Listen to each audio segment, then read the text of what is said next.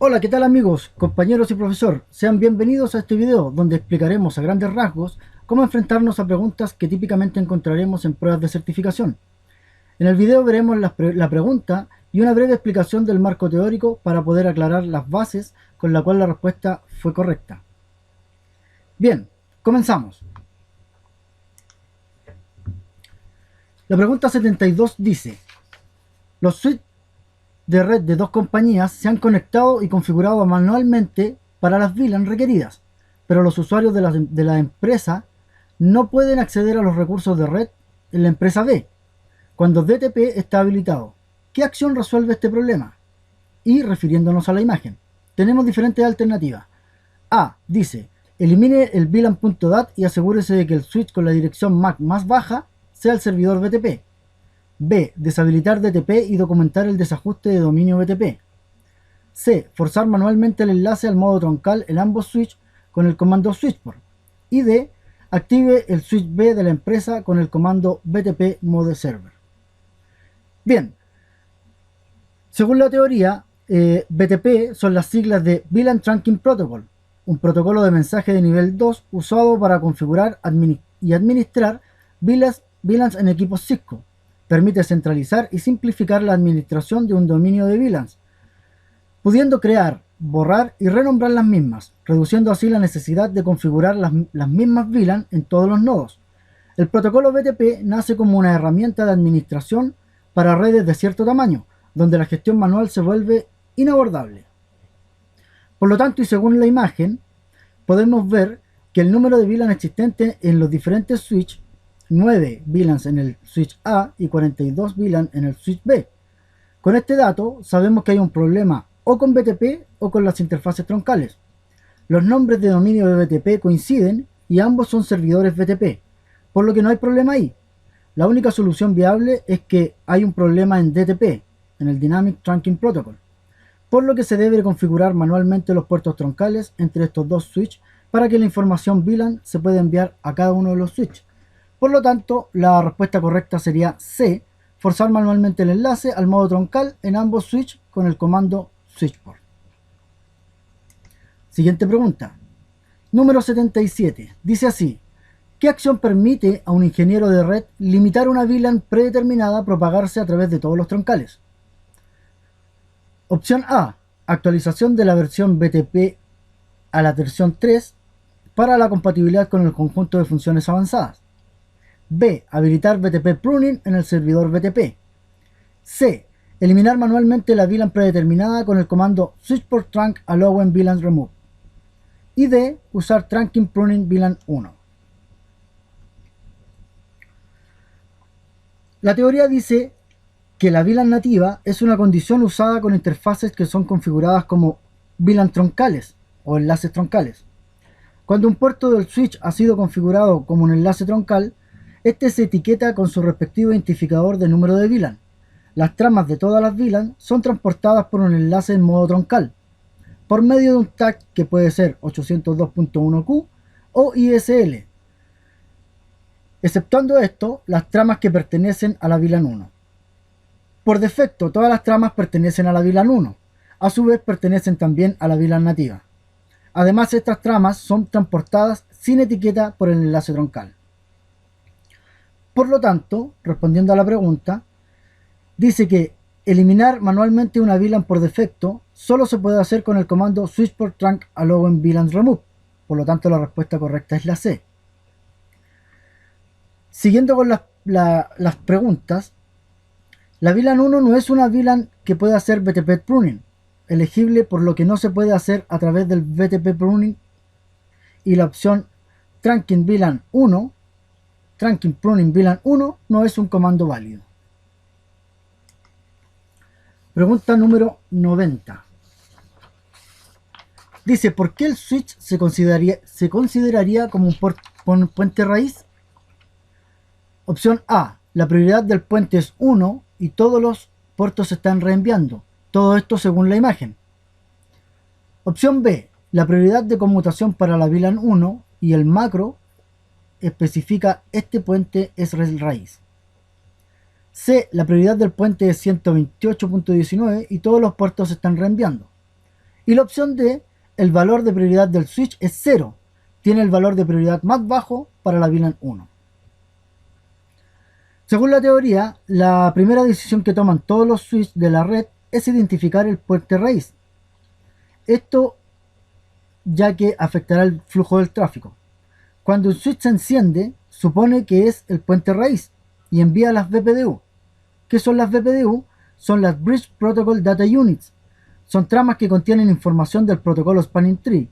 Los switches mandan BPDU usando una única dirección MAC de su puerto como MAC de origen y una dirección de multicast como MAC de destino. Las BPDU contienen la dirección MAC de sí mismo y el Bridge ID o Bridge Identifier, que contiene el Bridge Priority más el Bridge MAC Address. El Bridge Priority es un valor configurable que por defecto está asignado en 32.768. El Bridge MAC Address es la dirección MAC única del switch.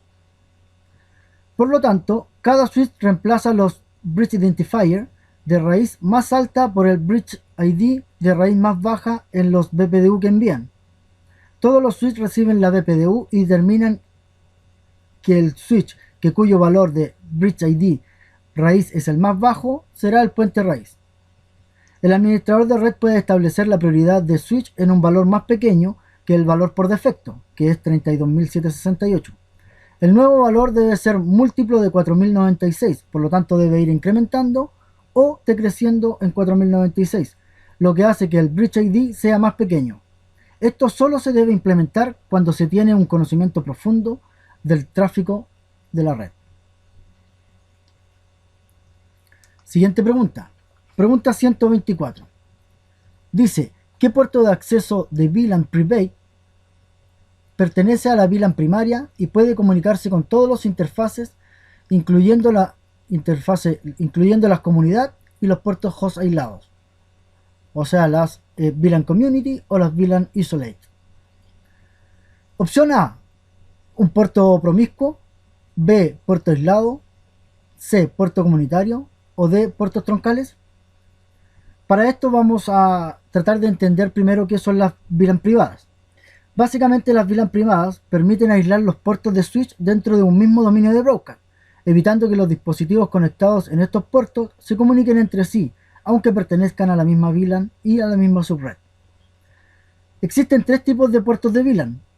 Los puertos promiscuos. Un puerto promiscuo es un puerto que, estando en este estado, puede comunicarse con todos los demás puertos, incluso en el estado Isolate y Community, dentro de una Private VLAN.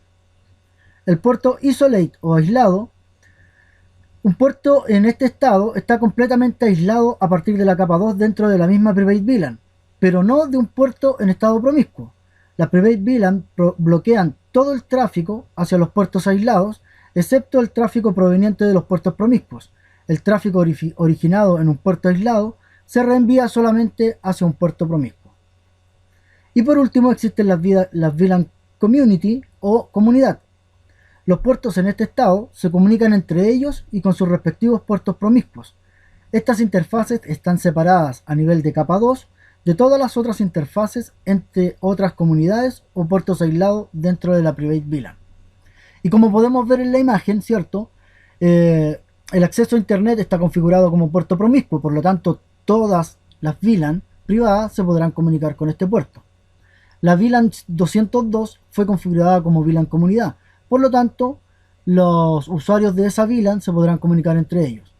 Y la VLAN 201 está configurada como VLAN aislada, por lo tanto los usuarios de esa VLAN no podrán comunicarse entre ellos, pero sí podrán comunicarse con el puerto promiscuo.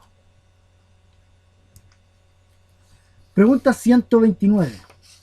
Dice, ¿qué comando aplicaría un ingeniero de red para deshabilitar un switchport cuando se detecta una tormenta de paquetes?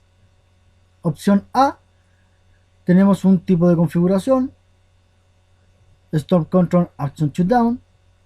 B, Stop Control Action Trap. C, Stop Control Action Error. D, Stop Control Action Enable. Para contextualizar esta pregunta, diremos que Cisco nos ofrece la posibilidad de controlar las tormentas de paquete, limitando el máximo de paquetes que se pueden recibir en un puerto. Una tormenta de paquetes sucede cuando se reciben en el puerto un gran número de paquetes, sean estos únicas, múlticas o broadcast.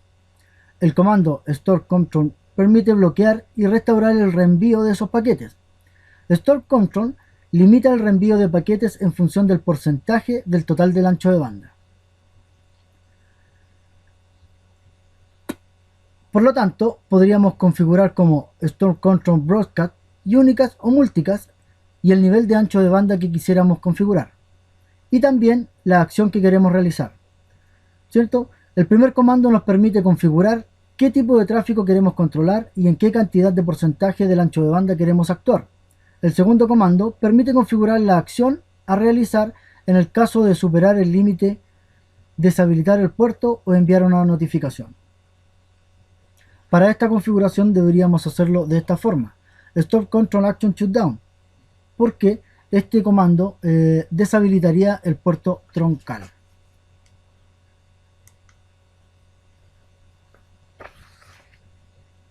Muchas gracias por tu atención y nos estamos viendo.